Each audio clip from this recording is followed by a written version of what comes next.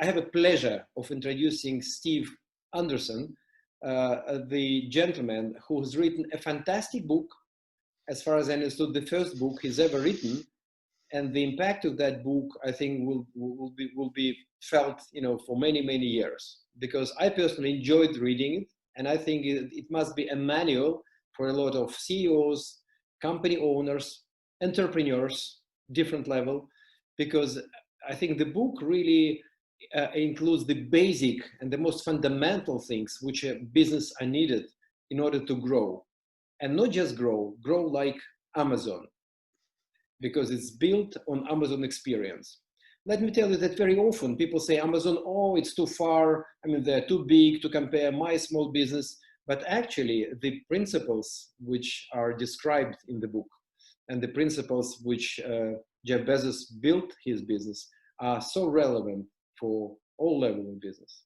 So today, my guest is Steve Anderson, who's written the book, and we're going to talk about the book, but let me give you the basic information about Steve. Steve spent 35 plus years in insurance business, but his passion is risks, technology, innovation, growth, and how business can be leveraged with the use of technology. And if you tell us more, why did you come in the first place, to write the book? Well, first, thank you so much for having me on. It's just a real pleasure, one, to talk about the book, and I do have a passion to help small businesses. And I knew from the beginning, if we talk about Amazon, there might be this idea, oh, I can't be a next Amazon. And I think what people forget is that Jeff Bezos started out just like every other entrepreneur, on his hands and knees, putting books in packages, driving them to the post office. And the principles that I uncovered, applied from the very beginning. Now, certainly he has taken them to obviously a very big level, but I do believe they can help anybody. So little background. Yep, insurance. The last 20 years I've spent researching, writing, speaking, consulting with insurance companies here in the US and helping them understand technology. So as we all know, the last 20 years, all kinds of things have come, new platforms, social media, different internet-based e-commerce, right? All of those kinds of things. And so I did a lot of research around, okay, what is the technology and how can the industry most effectively use it? And it was really that idea that led me into this concept that I came across, that the biggest risk businesses face is actually not taking enough risk, which is very counterintuitive, right? Insurance is all about mitigating risk, reducing it, right? All of those kinds of things. But when it comes to technology and really how businesses grow, risk is a key part. And so I started researching this idea, and I was looking at businesses that had not done it well, right? And again, lots of big names, BlackBerry and Blockbuster here in the US, and Kodak, and Sears, and right, lots of businesses. And then I was looking for ones that had done it well, and you can kind of look at Google, Facebook, and Amazon, Netflix, perhaps, right? There's some that have done a really good job of staying up to date. So with Amazon, I came across at the time, 20 letters to shareholders that Jeff Bezos wrote. So they went public in 1997. That first letter, the 1997 letter, was to shareholders and really laid out his plan for growing Amazon. And they were only a few years old at that point. So they were nothing like they are today. But Bezos laid out the concepts. And really, when I read those letters as a single book, if you would say, or a narrative, those themes I realized carried throughout each of those letters, and actually was very surprised at how much business advice Bezos put in those letters. I call it hidden in plain sight. I think You know, even for Bezos himself, I mean, now, reading his letters, because he was writing each annual letter, but now to have it together, even for him, it will be interesting, I think, read. yeah, absolutely. And what's interesting is writing at Amazon is a core skill. We can talk about where that shows up a lot, but for Bezos, writing out these things is a key to one communicating to employees. So company culture is really a big part of that, and communicating to shareholders, and also communicating just to customers. Here is what we do at Amazon and how we do it. So that was fascinating to me to kind of see that threads that went through the letters. Right. But these letters were not public, right? I mean, they became public only after all this 21 year, right? Because Well, actually, so here's what's interesting. So here in the U.S., again, if you're a public company, Security and Exchange Commission keeps all these documents. So every year a letter was published, they were available, and I don't know why someone else didn't do what I did before me, but I became really interested in it.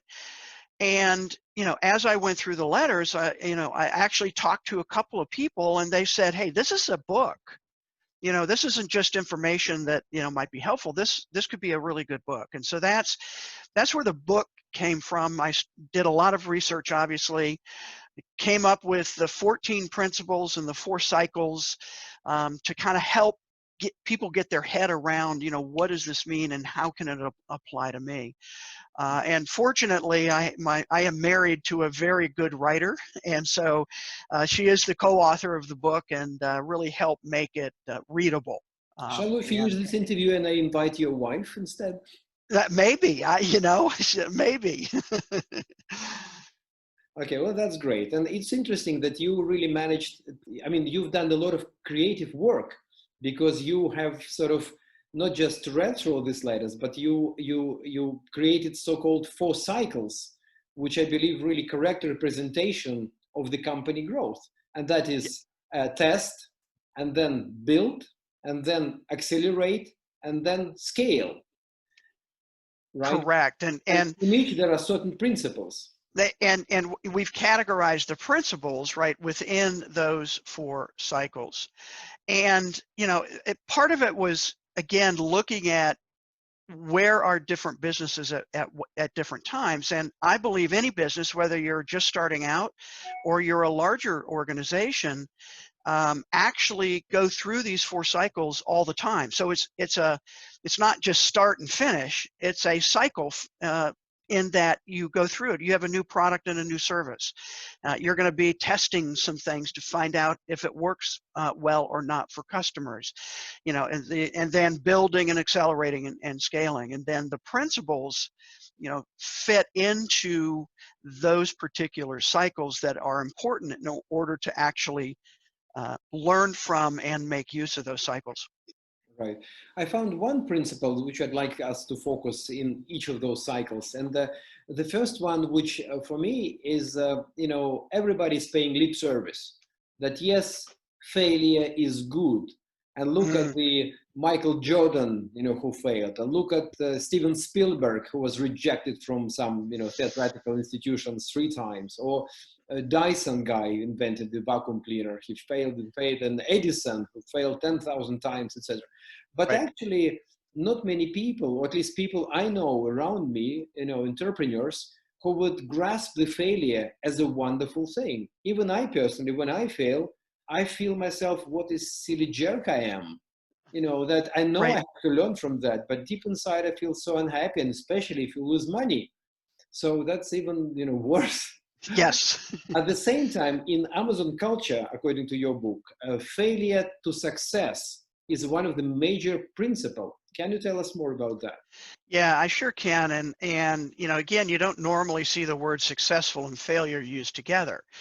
And the core idea at Amazon with this is that everything starts as an experiment.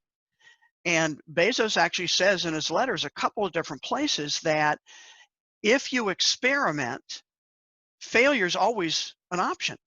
So this idea, failure is not an option actually isn't correct, because if you're going to do an experiment and failure is not possible, it's not an experiment. If you know what's going to happen, it's not an experiment. And again, back to your comment about Edison, very famous quote, I haven't failed 10,000 times. I've discovered 10,000 ways it won't work. Mm-hmm. I think the core idea here is most people actually don't fear failure. They fear the consequences of failure. Right. So in a business environment, if you're going to experiment with a new product or a new service, the culture tends to be, you better be right? Because it could hurt your career.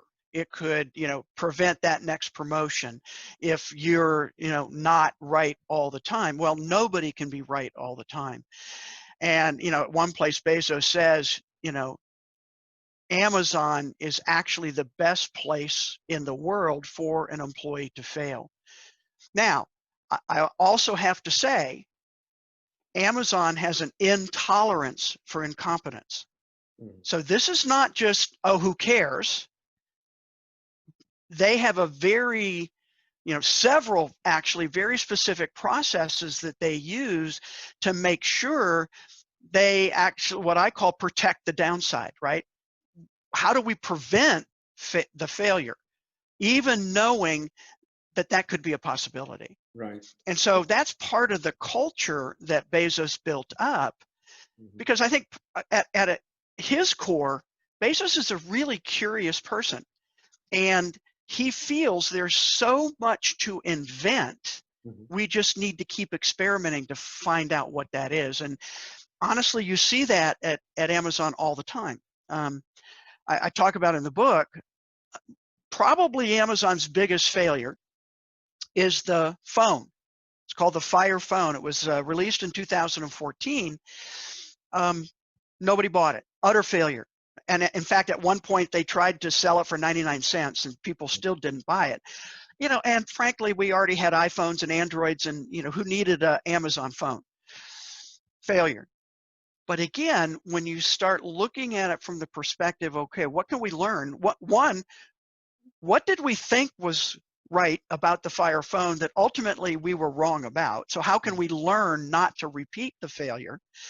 And two, about 4 months after the phone was announced, Bezos got his first demonstration of what we would come to know as Amazon Echo and the Alexa machine learning, marrying those hardware device with the machine learning voice control. Well, the voice was part of what they learned to do in the phone area, right? So, and they wrote off $178 million in inventory and development costs at the end of that year. Again, a lot of money, right? And some businesses are going to say, well, I'm not the size of Amazon. No, but what are you experimenting with now in your business? And how are you making sure you protect those failures as they come, and and embrace them? So it's this interesting paradox around failure, right? We want to prevent it, but on the other hand, we can't prevent it. So what can we learn from it? And how do we mitigate it? Right. And another thing is what really you mentioned, that they have quite a strict procedure for incompetence. So it's not like I'm jumping on anything and encouraging employees to do crazy things. No, it's like in the risk industry. Right. You have to calculate your risks and then make a decision. And right. then expect success or failure, because it's one way or another. But before you jump into something, you have to be competent. You have to analyze, read, do some tests maybe, etc. And still there's a possibility of failure, which can be a successful and must be a successful failure. And it's a culture in Amazon, which is, I think, really a very, very interesting thing. Yeah, I agree. And again, go back to that, competent employees, their whole hiring process helps them make sure that every new employee is highly competent. And if they are, then they are trusted with making decisions. That's not normal in business, right? It's usually, okay, we need a slot, here, you do this. But if you want to make a decision, you've got to go through multiple layers of Hierarchy. approval and things like that. That it's different at Amazon because they trust the employees they hire to use their skills to move well, and actually we'll maybe get to this, but really to again, Bezos' phrase, to invent on behalf of the customer. And that's key. Right. It's interesting that I've read, I think, in your book that Amazon actually pays money for to some people to leave the company. Yes.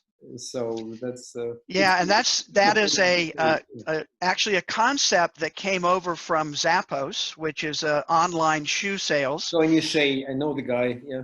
Yeah, Tony Hsieh, exactly. And you know, they started this concept when Amazon acquired them. Amazon brought that concept over, but after 1 year of working, and it's typically the fulfillment center workers, but they send out a notice that says, you know, hey, we'll pay you $1,000 to quit.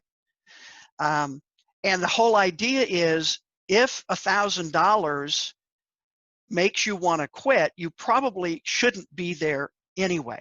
Right. So it's a process to weed out those people who don't really want to be there, and make sure that people who stay really do want to stay. And so it's an interesting concept. Right. Wonderful. And it's really something which anybody can implement even, yeah? So it's that you don't have to be, you know, size of Amazon. The next cycle is build. And in building, what I found fascinating, this is the culture, not just focused, not just putting client in the center, but in Amazon Letters, it's used as obsession with the client. Right. Obsession with the client. So it's the much higher level of customer care. I mean, it's obsession. Can you tell us more about that, please? Yeah, I sure can. So, you know, the principle is obsess over customers. And Bezos talks about that in that very first 1997 letter, where he talks about the customer focus that Amazon will have, especially as they grow. And you absolutely are correct that so many businesses talk about customer service, customer focus, customer experience, you know, customer journey. And the word obsession just has a different take on it. And it's reinforced again throughout the letters and at Amazon in terms of their company culture, where they absolutely start with the customer and work backwards. So everything starts with the customer. How is this going to benefit the customer? What's the, you know, how is it going to help them in their daily life? So all the services that you see that Amazon provides now, certainly the e-commerce, but Amazon Prime and video and all of those things started with, what can we do better for the customer? Again, I'll say the phrase again, what can we invent on behalf of the customer, even when they don't know they want it? Yeah, I love that. You know, so let's look at Amazon Prime, right? 2-day shipping, annual fee. Well, customers weren't asking for Amazon Prime, but when you start with the customer and you realize that early on with e-commerce, one of the barriers for customers buying online was all of a sudden going in their cart and seeing, oh, I've got to pay $10 for shipping. And then they go, oh, is it worth it? Or, you know, I can just go down to the store. So it was making it easier for the customer, which actually made it better for Amazon. But it always starts with the customer. And obsession, again, is just such an interesting word. It could have some negative connotations, right? But obsession is somebody who is so focused on one thing. And at Amazon, that is their customer. Right. And it's interesting. I was always trying, when I read the book, I'm trying to refer it to my own business. And for example, what I'm doing now, it's not about Gennady. It's not about Steve. It's about my viewers. You know, how much they can get out of it. And it should be, because sometimes I get obsessed with my own, like, you know, interviewing style and, you know, how Yep. cool we are, but nobody gives a toss.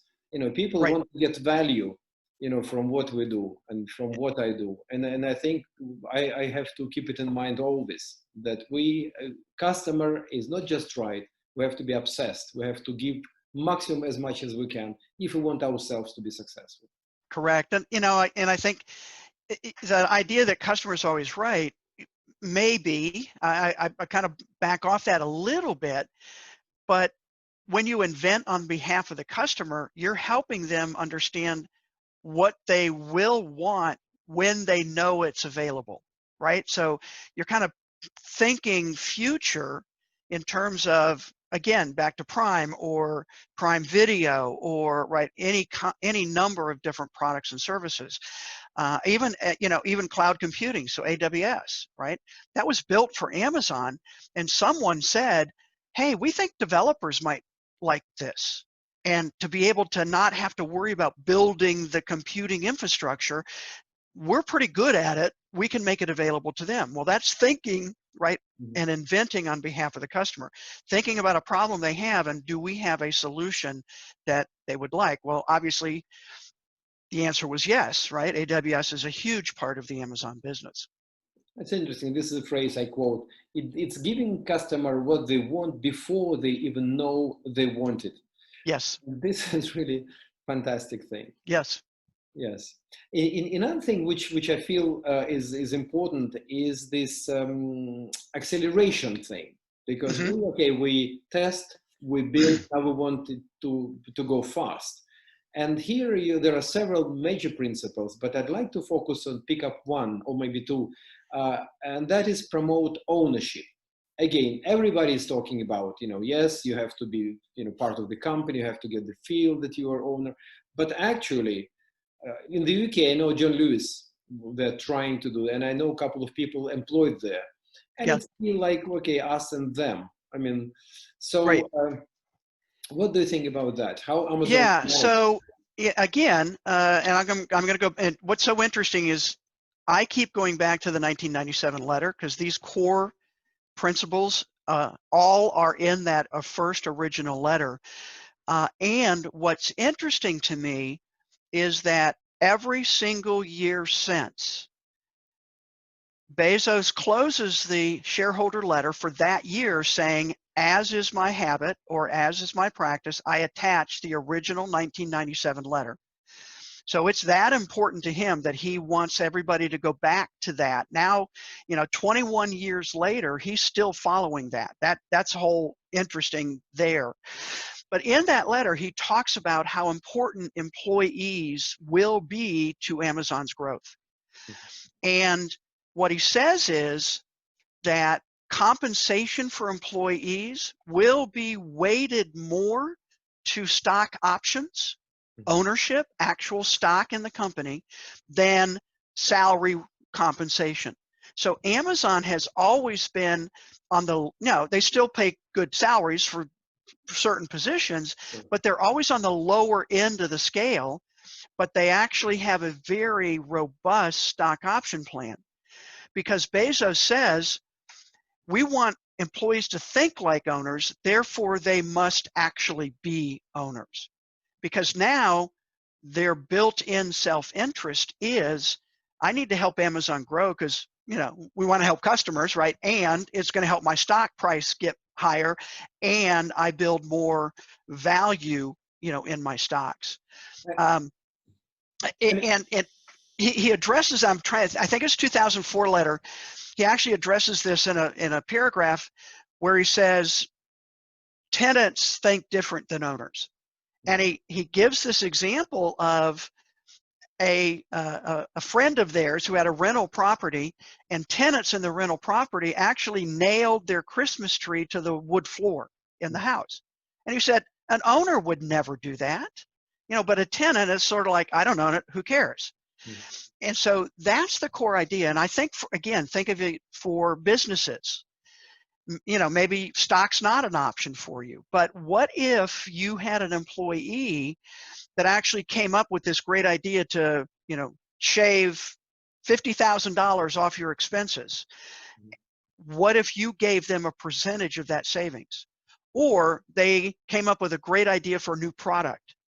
What if you gave them ownership or equity stake in that product and its profitability? So there are lots of creative ways to promote this idea of ownership throughout the organization. Right. And I think very important in this ownership, when you have, when people are making decisions, they're long-term oriented. You know, Correct. being an owner, I can take short-term pains for long-term gains. And if I'm the owner, so, and that actually help management to do some maybe changes in the company, maybe not necessarily pleasant changes, maybe awkward changes. But Mm-hmm. if you like act and feel like an owner, you feel, well, it's to benefits of us all. All So, right. yeah. So it In the longer term, and makes again, the term. yeah, long-term thinking is again a core idea with Bezos, very much so. Right. Yes. And the last one probably I would like to talk, and which I found very, very interesting, is this in scaling is a fantastic concept, which again sounds so cool when you say it, but so hard, I think, to implement. And that is in the scale cycle, it's feeling like it's always the day one. So what Yeah. is it? Well, so again, every single letter in the conclusion, after Bezos says, I've attached the 1997 letter, he says something to the effect of, and it's still day one. So this idea of day one, and his office is in a building that's named Day One. There's a plaque in the lobby. I actually have been there and took a picture of it that talks about being day one. And for Amazon, it's a mindset. It's when you walk through the door this morning into your business, right? Are you thinking like you thought on the first day you opened? And the question for Bezos is, how do you keep that vitality of being a startup? I mean, think about it. Probably nobody thinks about Amazon as a startup today, certainly. But Amazon thinks about themselves as a startup. Mm-hmm. And every division, every department, every group thinks about, okay, again, how can we help our customers? So really to answer that question, and Bezos did this in an all-hands meeting, and he wrote about it in the 2016 letter, and he says, I was asked the question, this is an all-hands employee meeting, and where he takes questions from anybody, and he said, Jeff, what does day two look like? And he laughed, and he said, well, I've thought about this quite a bit, and he basically says, and I'm going to read it right now, just so I can make sure I get it exactly right. Day two is stasis, followed by irrelevance, followed by excruciating, painful decline, followed by death. And that is why it's always day one. And so a company has a pressure to move to day two, meaning, again, stasis, staying the same, not continuing to invent, excruciating, painful decline, right? I mean, you think about companies, and he goes on to explain this could take years, and we've seen that now, right? We've seen a lot of companies that kind of held on for a long time, but they've been in a day two mindset. And he goes on a little bit later to say, okay, here are things that I think, there are four things that I think help companies remain day one or push off day two for as long as possible. And it's basically customer obsession, a skeptical view of proxies. So proxies in his terminology is procedures, right? Mm-hmm. How many times have you dealt with a company service person who says, well, that's not our policy, that's not our procedure? Well, don't let those overshadow the other customer obsession. Resisting proxies, a eager adoption of external trends. So certainly now, globally we're, the pandemic and all of those kinds of things. How can you pivot? How can you eagerly adopt some of those trends to stay ahead? And then finally, the fourth one he says is high velocity decisions. So allowing employees to make decisions at the lowest level possible. And that really goes back to what we talked about earlier in terms of hiring competent people and then trusting them to make decisions. Right. It comes, it ties up ownership and hiring the right people and being competent, because really in a lot of organizations, you can encounter a problem with the customer and then saying, oh, sorry, let me call the boss. And Right. if it's more than $50, the boss says, well, let me call somebody else.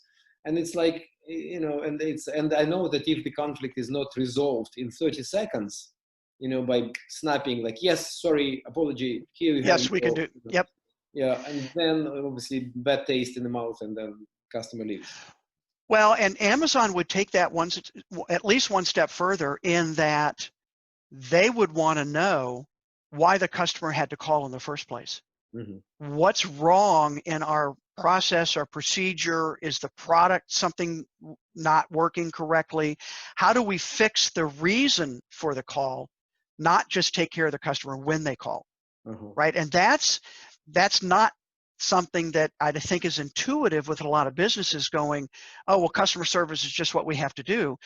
Amazon views customer service actually as a failure. Mm-hmm. So how can we fix the reason?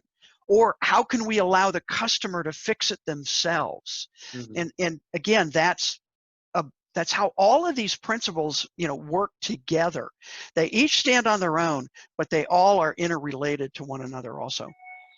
Jeff must be a fantastic leader, because I think he is. Yes. Incredible.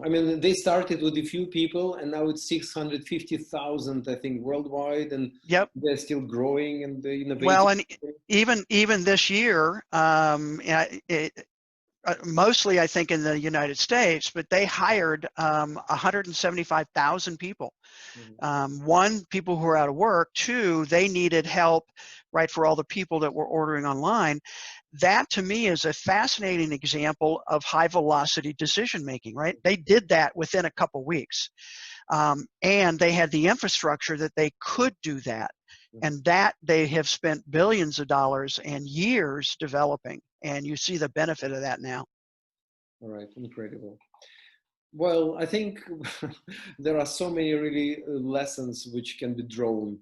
And since it's not just hypothetical company, it's real company with a real business, with a real sort of models, and we have to, like, learning from good people. If you want to become better, there's always someone who is better than you. Learn from the best, learn from achievers, and here learn from the biggest companies. And in fact, even in my kind of case, because I thought, well, Amazon is too far away from our everyday mm-hmm. life, and we encounter in the grocery shop, for example. But actually, it's not. It's the principles which must be implemented and used and appreciated by business, not just. Yeah, I totally agree. And let me also say, Amazon's not perfect and Bezos isn't perfect. They make mistakes, but what I see over and over again is if they are convinced they're wrong, they change. Right? Again, the principles, decision making, looking at yourself, inventing on behalf of the customers, all these kinds of things. So absolutely, they're not perfect, but it's hard to argue with their success. And like you said, I think there are things to learn from what they've done and how they do it. Right. I like this prayer word by Mike Hyatt. I think he said, "Imagine that Jeff Bezos will be coaching you on your business." So it's sort of similar, having the book and these principles. Yep. Thank you very much. I use gesture, my right hand on my heart. Thank you very much. I really appreciate your time. I think Gennady, I again, great conversation, and really appreciate you having me me on. Are you planning to write something else? Well, It's a bit early, but there are a couple ideas percolating of what might be a second book. Yes. So no timetable yet, but probably. Treat it as the first one. Pardon? Treat it, your second book as the first one, as the day one. Yes. Yes. Could be. With all this excitement. Yeah. Yeah. Okay. All the very absolutely. best. Thank you very much. Stay safe and talk to you soon. All right. Thank you. Take care. Bye. Bye.